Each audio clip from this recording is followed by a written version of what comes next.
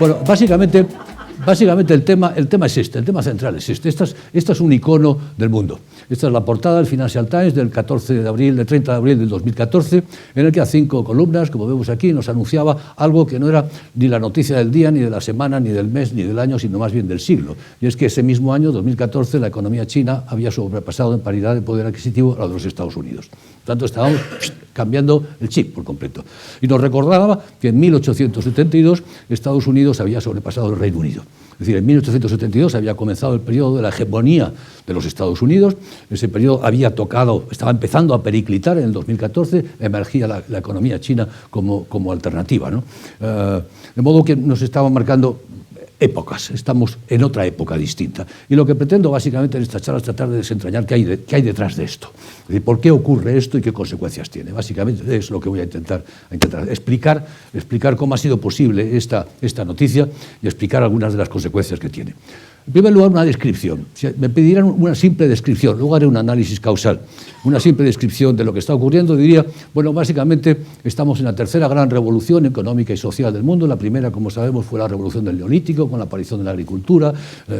Pasamos de la prehistoria a la historia, de nomadismos a sedentarios. La segunda es la revolución industrial, fundamental, 1820, y en buena medida esta es la extensión de la revolución industrial a todo el mundo, solo que esta es mucho más extensa, es mucho más intensa y es mucho más rápida. Las tres variables con las que los sociólogos medimos el cambio social, extensión, intensidad y ritmo, en las tres esta es incomparable con las anteriores.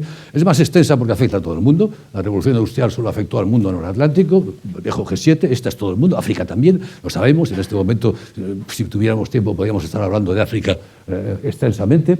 Es mucho más intensa, porque afecta a más procesos, a más productos y a más hábitos. Y esto es muy importante. El proceso de urbanización del mundo ha sido fundamental. Recordemos esta fecha, en el 2007, esto para las empresas es fundamental, en el 2007 por vez primera la población urbana del mundo superó a la población rural. Ya tenemos claramente más población urbana que población rural y el ritmo de urbanización continúa aceleradísimo a una velocidad espectacular. Aquí tenemos algunos datos, por ejemplo, para el 2030, que es como quien dice pasado mañana, habrá 41 ciudades de más de 10 millones de habitantes. 41 ciudades de más de 10 millones de habitantes. Pero es que habrá 63 de entre 5 y 10 millones, 558 entre 1 y 5 millones. ¡Buah! Esto es absolutamente brutal, brutal. ¿Por qué es brutal? Pues por muchas cosas. Una de ellas es que nada cambia más los hábitos de las personas que pasar de vivir de una pequeña aldea de 60 o 100 habitantes, que es como ha vivido la inmensa mayoría de la humanidad, la inmensa mayoría del tiempo, a de pronto trasladarse a una inmensa urbe. Esto cambia por completo creencias, costumbres, modos de vestir, especialmente para la parte femenina de la especie. Para los hombres cambia mucho, pero para las mujeres es absolutamente brutal. De modo que es un cambio de una enorme profundidad, extensión y profundidad. Y antes, como decía, lo tercero es el ritmo, ¿no? El ritmo, en este momento, como sabemos, China, la India ahora, con África, en muchos países, con ritmos de crecimiento del 7, del 8, del 9% anual acumulativo, significa que dobla su renta per cápita cada 10 años. El Reino Unido, en la época de la Revolución Industrial, necesitó más de 60 años para doblar su renta per cápita. Es decir, que aquello fue lentísimo, esto es aceleradísimo. Por tanto, es una revolución enorme, como decía. Y la pregunta es, ¿y por qué? ¿Qué está pasando por debajo para que esto ocurra, ¿no? Y ahora voy a exponer un análisis causal. He seleccionado dos causas, también aquí podría seleccionar otras. Me parece seriamente que son las más relevantes de lo que ocurre, pero por supuesto hay muchas más, ¿no? Hay muchas más. Y básicamente las dos son estas dos, ¿no? Por una parte, un proceso creciente de divergencia demográfica entre el este y el oeste, entre Oriente y Occidente, por así decirlo, de divergencia demográfica, pero que se ha acoplado, y esta es la clave, el acoplamiento, con un proceso de convergencia tecnológica.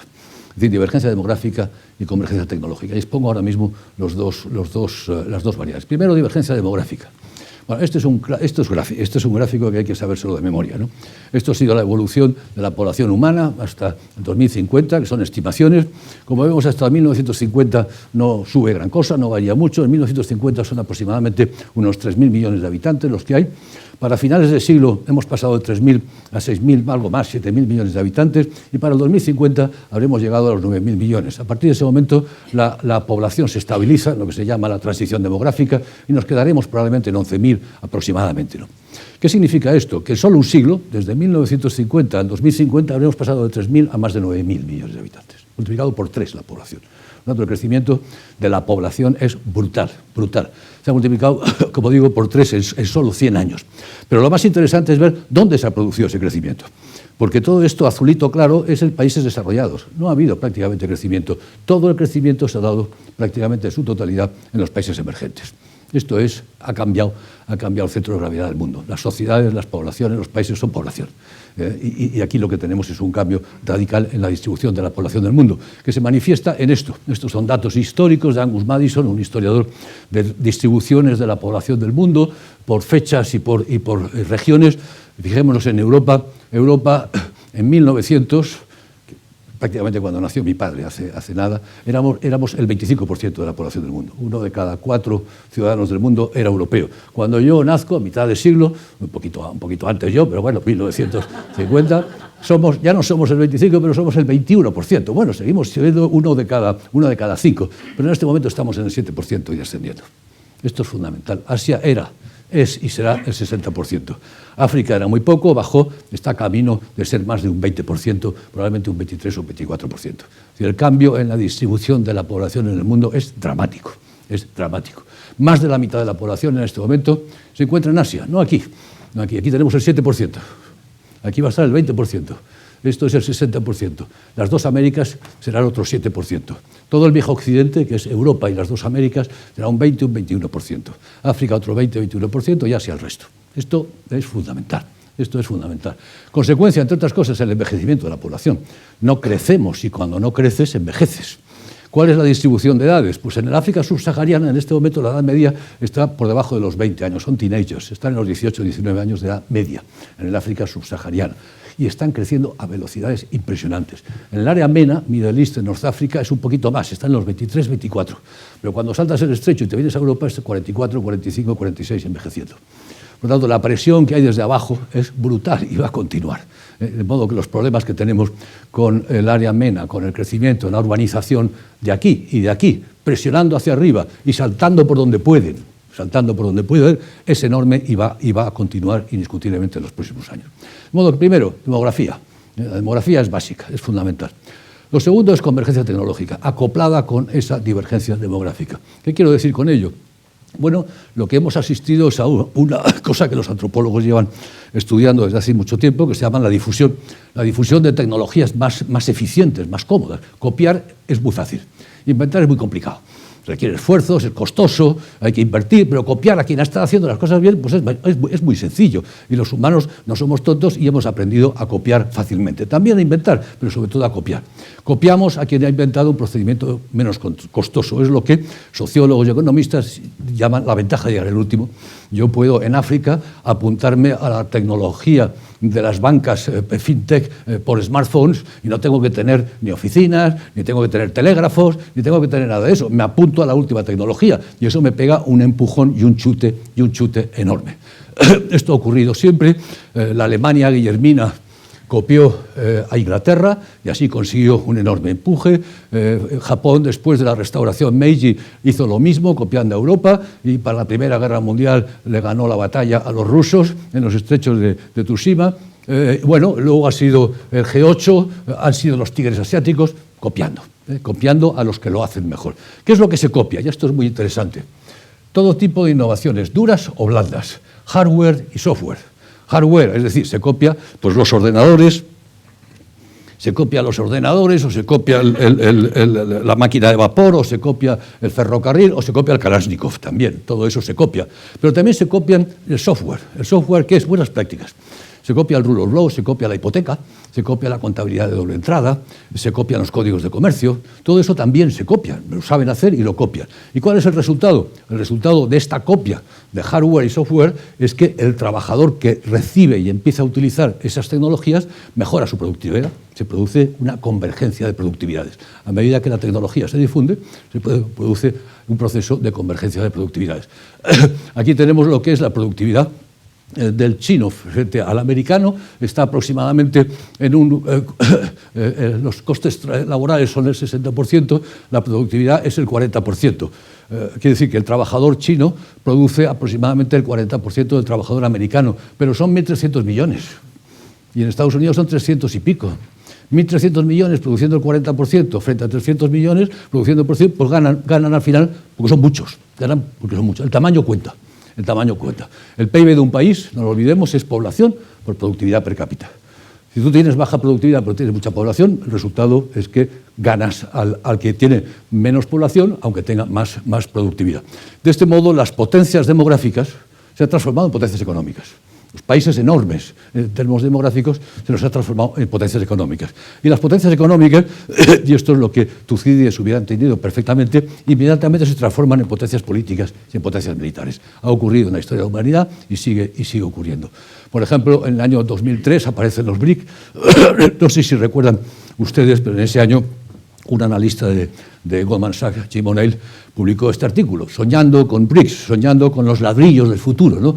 El acrónimo Brasil, Rusia, India y China. Yo recuerdo que en el Elcano lo leímos entonces, lo comentamos, y no nos lo creíamos, pensábamos que era una más de las cosas que los bancos de inversión glamurosas tienen que producir de vez en cuando pues, para vender, ¿no? Y no le dimos importancia. Y esta es la razón por la que Jim O'Neill acabó como chairman de Goldman Sachs y yo he sido el profesor toda mi vida, porque él tenía razón y acertó. Y efectivamente, la cosa funcionó como aquello. Es decir, por paridad de poder adquisitivo, en el 2017, datos del Fondo Monetario Internacional, pues la principal economía del mundo es China, con 23 billones de dólares en paridad de poder adquisitivo, superior a la Unión Europea, a Estados Unidos. La India ha superado ya a Japón, Rusia, 140 millones de habitantes, Indonesia 200 y pico, Brasil 200 y pico, México 120, Turquía. Nosotros, recordamos, estábamos entrando al G7, en el G8, cuidado a Italia, que al final lo hemos pasado. Bueno, pues estamos en el lugar 16º y ojalá nos quedemos ahí porque probablemente seguiremos bajando, porque van a entrar montones de países que son inmensos, países que son gigantescos y que se han transformado ya en potencias económicas. ¿Qué es lo que ocurre? Pues como vemos, las previsiones para el 2050 son previsiones de Pricewaterhouse, lo que tienden es a ajustar el PIB a la población. Ajustar el PIB a la población. China subirá del 18 al 20% del PIB mundial. Estados Unidos es la única excepción, es el 7%, menos del 7% de la población mundial, es el 17% del PIB actualmente, pasará a ser el 12%. Europa, que era el 15%, pasará a ser el 9%, es el 7% de la población mundial. India, que es el 7%, pasará a ser el 15%, es decir, se produce un reajuste de PIBs de acuerdo con los porcentajes que cada país representa en la población del mundo. Estas potencias demográficas, que ya son potencias económicas, se transforman inmediatamente en potencias políticas. ¿Por qué? Pues porque, como vemos en el caso de China y otras, pueden conceder créditos o no, hacer inversiones o no. Van Xi Jinping, antes Hu Jintao, se paseaba por América Latina con la chequera y compraba o no, según le daba a entender, podía comprar el cobre chileno, la soja argentina y tantas otras cosas. Lo mismo ha ocurrido en África. Tienen una enorme bargaining position, tienen una posición negociadora muy fuerte y se transforman en potencias políticas. Esto es como ha evolucionado los votos en la Asamblea General de Naciones Unidas. En los años 90, Europa ganaba el 72% de las votaciones en la Asamblea General de Naciones Unidas. Entonces China solo ganaba el 48%. Pues bien, 20 años más tarde, 2007-2008, Europa solo gana el 49% y China gana el 74%. De modo que potencias demográficas que se los transforman en económicas en políticas y finalmente en militares, gastan, compran armamento, se rearman, especialmente construyendo, aquí vemos los gastos en defensa, los cambios en el año 2014. ¿Por qué se rearman? Bueno, pensemos lo siguiente: China, el 80% de sus suministros pasan por Malaca. El 70% de su petróleo viene de Hormuz de Hormuz y Bab el-Mandeb, ¿no? Todas estas rutas para China son vitales. Un viejo diplomático portugués, Tomás Pires, decía: quien controla Malaca tiene la mano puesta en la garganta de China. Cierras Malaca y ahogas a China, no tiene posibilidad de obtener suministros. ¿Qué es lo que está haciendo China? Luchar, como vemos, a cara de perro por el control de todas estas islas y del mar de China Oriental con Estados Unidos. Empieza a establecer bases navales a lo largo del Mar del Sur, bordeando a la India, que a su vez construyendo una armada Blue Water, una armada oceánica muy potente. Está lejos de la americana, pero empieza a construir una armada oceánica muy potente para asegurarse las rutas de suministro, para asegurar la logística de esa armada. Está construyendo bases militares a un lado y a otro de la India, las está construyendo también en la costa africana, es decir, está militarizándose y transformándose en una potencia militar. Estoy hablando de la parte naval, pero podríamos hablar del espacio, del ciberespacio, exactamente igual, lo que también están en el espacio o en el ciberespacio. Es decir, estamos en la geopolítica, y dura, política de fuerza. Por tanto, ¿qué es lo que está ocurriendo? China gana poder, la India gana poder, ¿y quién lo pierde? Pues Estados Unidos y la Unión Europea. Inevitable, inevitable. Algunas consecuencias de esto. Veamos algunas consecuencias. La primera es que el mundo en su conjunto va muy bien. Va muy bien. Veamos aquí lo que es el crecimiento del PIB mundial desde el 50 al 2000. La población se multiplicó por 2, como dije, de 3.000 a 6.000, el PIB se multiplicó por 7. La consecuencia es que el PIB per cápita ha venido creciendo y es un evento de alcance histórico universal. El PIB per cápita de la humanidad se ha mantenido en lo que se llama la trampa malthusiana hasta comienzos del pasado siglo. A partir de ese momento empezó a crecer lentamente, primero como un avión que despega y luego como un cohete, y sigue como un cohete. Por lo tanto, la situación está mejorando notabilísimamente para la inmensa mayoría de la población del planeta. No solo el PIB, muchas veces me critican, los universitarios sobre todo, ¿por qué solo medir el PIB, que es economía? Midamos más cosas. Pues bien, vayamos al índice de desarrollo humano de Naciones Unidas. Sabéis que es un índice compuesto que tiene variables como sanidad, como educación, como la condición de la mujer, además de la economía. Todo eso lo mete en un índice compuesto. Pues bien, en 1990 había solo 33 países en el nivel alto del índice de desarrollo humano. En el 2012 los 33 son 59. Y en 1990 había otros 33, lo han dividido en cuartas, en la parte más baja, y esos 33 se redució a la mitad. Es decir, el índice de desarrollo humano ha mejorado en el mundo en su conjunto muy, muy significativamente, ¿no?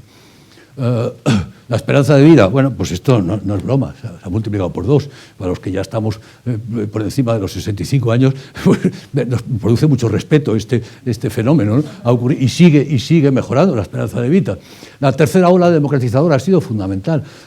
Durante el gran periodo de la Guerra Fría, la final de la posguerra del 45 al 89, había un montón de autocracias y muy poquitas democracias. Bueno, en algunas anocracias o regímenes mixtos. A partir del 89, como vemos, las autocracias se desmoronan, comienza lo que se ha dado a llamar la tercera ola democratizadora. Las democracias tienen un empujón notabilísimo que ha continuado después. En este momento, más del 50% de los sistemas del mundo son sistemas electorales. Son democracias de calidad discutible, pero son democracias y pretenden ser democracias, y esto es un paso adelante muy considerable. La privatización de China, como veis, la privatización de China a partir de las reformas de Deng Xiaoping ha dado lugar, como decía antes, a una mejora de la economía china absolutamente increíble, creciendo, doblándose prácticamente cada 10 años, y lo ha hecho 3 veces en las últimas décadas. Cerca del 70% de la economía china en este momento es ya privada. China ha crecido no porque es una dictadura, que sigue siéndolo, en parte política, de hecho se ha endurecido, sino porque es una economía capitalista, es una economía en buena medida privatizada, y eso es lo que le ha dado el gran impulso a la economía china. Este es el crecimiento de la economía india después de las reformas de Manmohan Singh en el año 91. Como vemos, sigue la misma tendencia que la economía china. Desciende la pobreza en el mundo, ha descendido claramente, el porcentaje de gente viviendo por debajo del 1,25 ha descendido, el PIB per persona ha crecido, se mantienen niveles todavía muy altos, escandalosamente altos de hambre. Esto es relevante, de malnutrición. Esto hay que tenerlo muy presente, porque lo podríamos eliminar, no hay ninguna razón por lo que hay 800 millones de personas en este momento que pasan hambre, y año tras año. Pero en general se ha mejorado la situación. Crece la clase media, pues en todo el mundo, de 1.800 millones a 3.200 a 4.800 millones de personas en clase media que crecerán en los próximos años. El mundo va bien. El mundo va bien, en su conjunto va bien. Evidentemente, este crecimiento espectacular lo que implica es una presión gigantesca sobre los recursos, sobre todo los recursos. Pensemos, por ejemplo, China es una aspiradora, sacking recursos de todo tipo. El 50% del aluminio, el 54% del aluminio, el 50% del níquel, 48% del cobre, 46% del zinc, lo que queráis. Aire, agua, carne, huevos, leche. Claro, 1.300 millones de personas consumiendo como nosotros, eso es un tirón sobre la demanda en el mundo entero absolutamente brutal. Y las perspectivas futuras son absolutamente increíbles, yo no me las creo. pero ya me pasó con Jim O'Neill y no quiero que me vuelva a ocurrir. Espero que no me ocurra. Pero fijaros, estos son datos de Pricewaterhouse.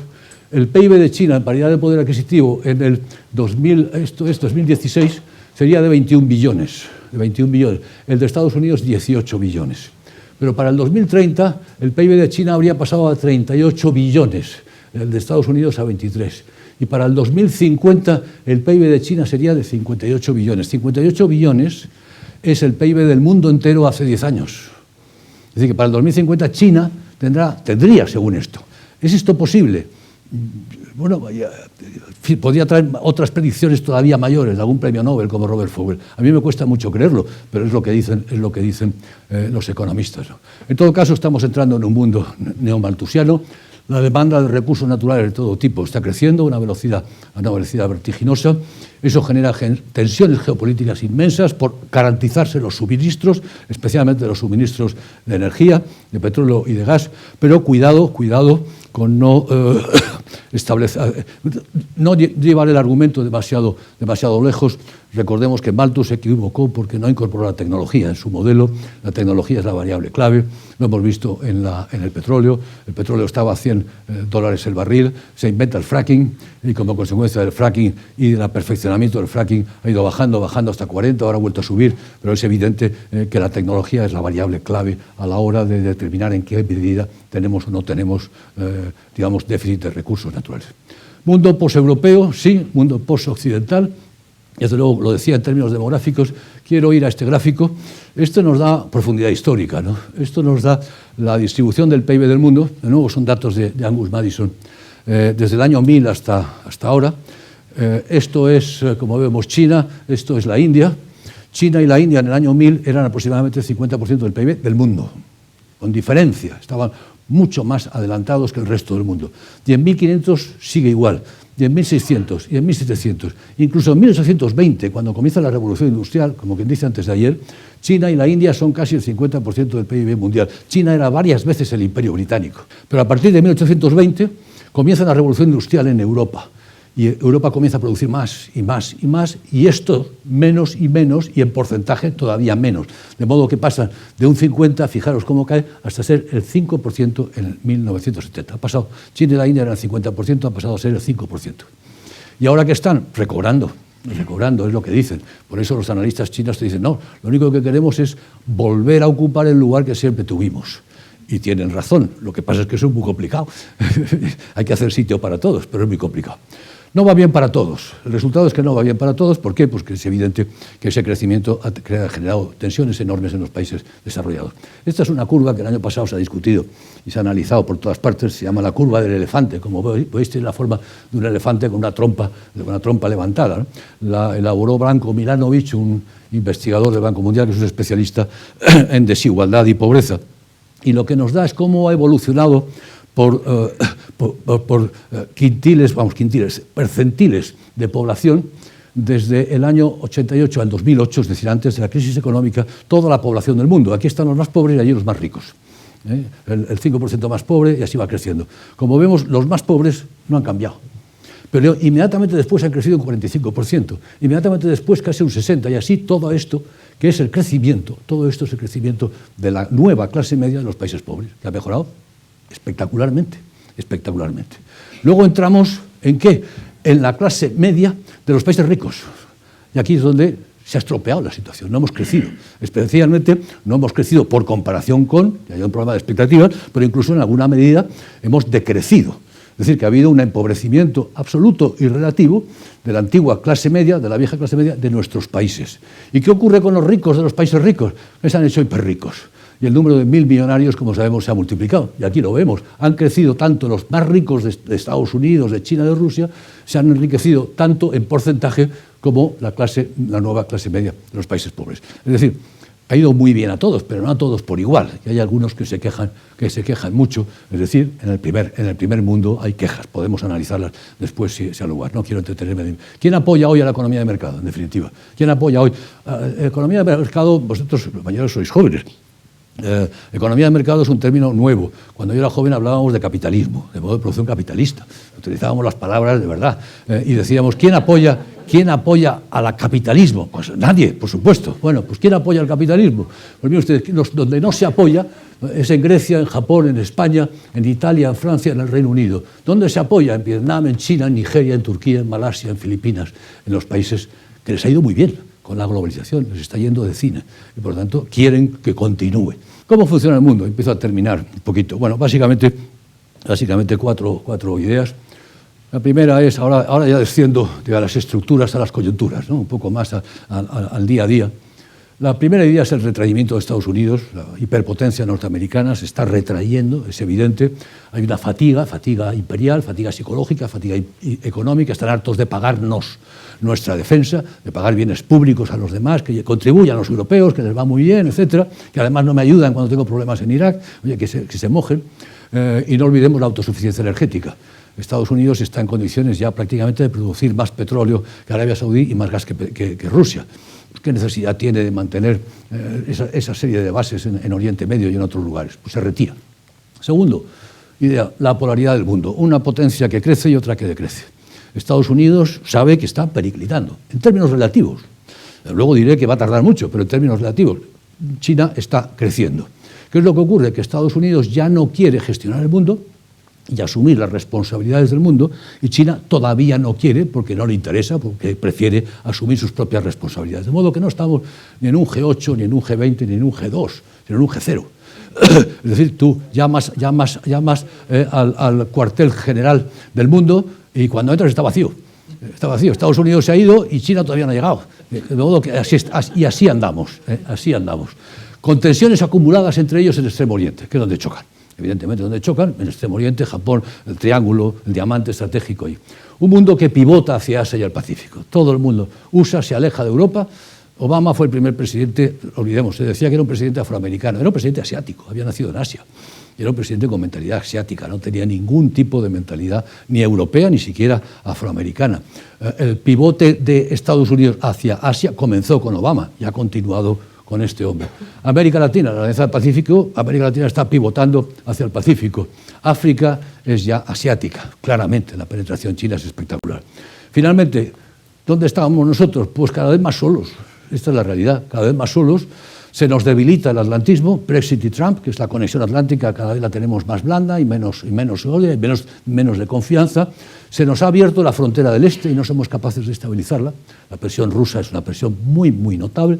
Se nos ha abierto y se nos penetra adentro vía ciberguerra. Se nos ha abierto la frontera del sur y tampoco somos capaces de estabilizarla. El sur de África, el norte de África está en una situación lamentable y no somos capaces tampoco en la Unión Europea de estabilizar. Y también se nos cuelan vía yihadismo, es decir, no estabilizan la frontera y se te cuelan dentro los problemas de un lado y otro. Y finalmente China se nos cuela también, como decía antes, en el grupo de 16+1 de los Balcanes y de los Bálticos, que está haciendo alianzas claramente con ellas. Europa. Pues ni está ni se la espera. Esto es un sondeo de la Westermann Stiftung en una serie de países, en todos estos países en los que se preguntaba cuáles son los world powers today, los poderes hoy, los poderes mundiales. Por supuesto, el primero es Estados Unidos, el 80% de los ciudadanos entrevistados mencionaban Estados Unidos, el segundo es China. Y a partir de aquí la cosa es un lío. Rusia 39%, Japón 35%, la Unión Europea 34% y el Reino Unido 34%. Es decir, que los ciudadanos de todos estos países no perciben a la Unión Europea más poderosa que el Reino Unido. No lo perciben. Pero todavía es peor cuando nos preguntamos quién le da a la Unión Europea ese mediocre porcentaje. Porque entonces lo que descubres es que, por supuesto, los europeos estamos convencidos de que somos una gran potencia. Y eso te lo dicen pues, el 81% de los alemanes, el 78% de los británicos. Los europeos estamos convencidos de que Europa pesa muchísimo. Pero cuando preguntamos al resto del mundo, pues solo te lo dicen el 12% de los brasileños, el 5% de los indios o el 13% de los rusos. Es decir, estamos convencidos de que somos una gran potencia, pero el resto del mundo no se ha enterado. Y esto es un problema. Y tenemos ese problema, y esta es la realidad, ¿no? Mi conclusión, y con esto ya sí que voy terminando, es la necesidad de Europa, ¿no? La necesidad de construir Europa. Durante los últimos 200, 300 años, La historia del mundo se ha construido en Europa. Se ha escrito en el Escorial, en Lisboa, en París, en Londres. Ahí se ha escrito. Cuando quieren estudiar la historia de América Latina, se tienen que ir a Sevilla, al Archivo de Indias, porque ahí está la historia escrita de lo que ha sido América Latina. Esto ya no es así, claramente, dejó de serlo después de las dos guerras mundiales. Las guerras mundiales que fueron guerras civiles europeas, guerras entre nosotros que proyectamos sobre el mundo. Y la cuestión en este momento es si en el futuro seremos capaces los europeos de escribir nuestra propia historia o nos pasará como a ellos antes, que otros van a escribir la nuestra. Este es un poco el dilema, no tenemos otra. De modo que si nos unimos y hacemos una Europa potente, podremos escribir nuestra historia, no la de los demás, esa ya olvidémonos, pero al menos la nuestra. Si no lo hacemos, ellos escribirán la nuestra. Y este es el gran riesgo que tenemos. Termino con estas ideas, 4 grandes tendencias: un mundo apolar, sin liderazgo; un mundo neomalthusiano; un mundo neo-westfaliano de potencias grandes y medias que se entienden en relaciones de poder. Esta es una expresión de Kissinger. Yo la utilicé antes de Kissinger, pero claro, Kissinger es famoso. Y finalmente, un mundo de instituciones débiles y de hombres fuertes. Esto es muy interesante, ¿no? Progresivamente las instituciones son débiles. Cuando las instituciones son débiles, los hombres fuertes son fuertes y viceversa, ¿no? Y tenemos hombres fuertes: Trump, Xi, Putin, Erdogan, Orbán, Duterte. Tenemos hombres fuertes, un poco, demasiados hombres fuertes. Mucho macho alfa, mucha testosterona en las relaciones internacionales. Lo viejo no acaba de morir y lo nuevo no acaba de nacer.